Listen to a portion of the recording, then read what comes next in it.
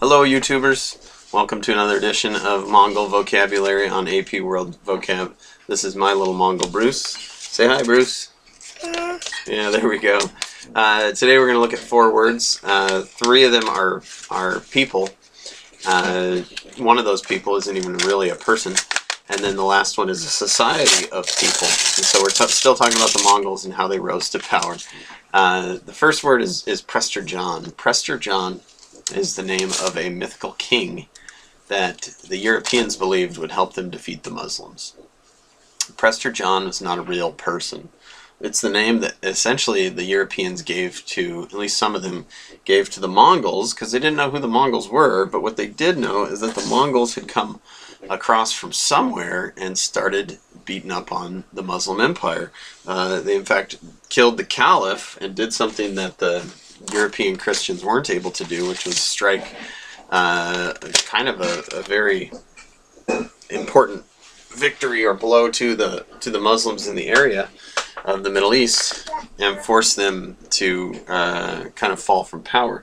So the Europeans were extremely happy with this, and they thought the Muslims must be Christians who were coming and sent by God to go to, not the Muslims, they thought the Mongols were Christians sent to kill Muslims. This is absolutely not the case. The Mongols didn't care if you were Christian or Muslim or Buddhist or anything. They just wanted to conquer you and control you and take your money and create even a larger empire.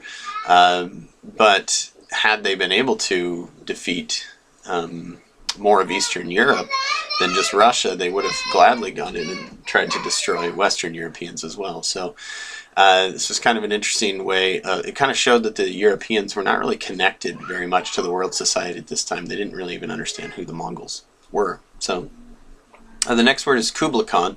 Kublai Khan is the grandson of Genghis Khan. And Kublai Khan's claim to fame was starting the Yuan dynasty in China. Instead of just being happy conquering China and collecting tribute from them, Kublai Khan actually settled down and took over the position of emperor, and thereby creating the first foreign empire that China had ever been ruled by. And the Chinese lived with Kublai Khan and then his descendants, and I think the next 8 or so emperors in China during this period were Mongols, not Chinese. And so the Mongols basically had adopted Chinese lifestyle and ways of living in a settled way, but they kept the Mongols and the Chinese separated at the higher levels of government. So the Mongols took the positions that used to be occupied by some of the elite scholars in China, and the Chinese could do literally nothing about it because they could not attempt to overthrow the Mongols militarily. As time went on, they were able to overthrow the Chinese, and part of this is because of the discontent that was growing within the Chinese populace. And so we saw the formations of rebellious groups, and so the White Lotus Society was one of these rebellious groups that developed.